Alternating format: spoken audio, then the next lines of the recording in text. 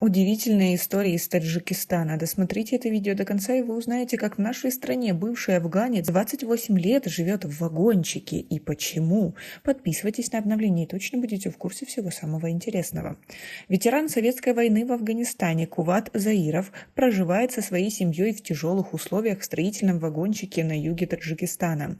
По его словам, если бы не помощь благотворителей, они бы умерли от холода.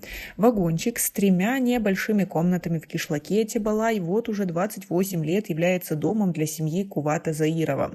Этот кишлак находится в 10 километрах от Куляба, но входит в состав джамаата Балхоп Муминабадского района. Вначале мы жили на улице Гагарина в Кулябе. Условия были невыносимые. 3 невестки никак не могли ужиться в одном доме.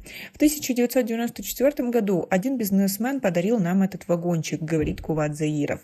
По его словам, он получил десятки медалей и наград за свои достижения в стране и за рубежом. Бывший афганец утверждает, что его и его боевых товарищей до сих пор отправляют на место происшествия во время приграничных конфликтов. Мэрии Куляба сказали, что бывшие воины-интернационалисты получают помощь от государства.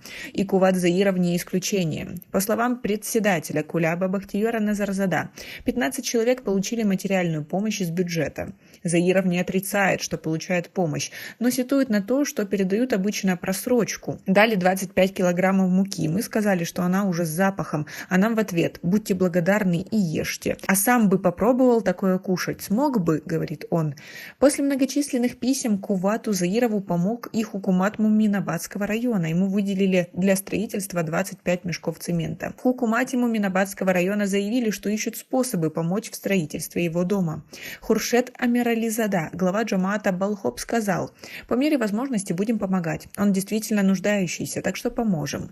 Пообещали выделить 500 цементных блоков. Заиров получает пенсию в 207 самани и иногда зарабатывает на жизнь пошивом обуви. Поэтому он очень надеется на реальную поддержку местных властей. Одна из его дочерей инвалид, прикованная к постели, другая подметает улицы, чтобы помочь семье.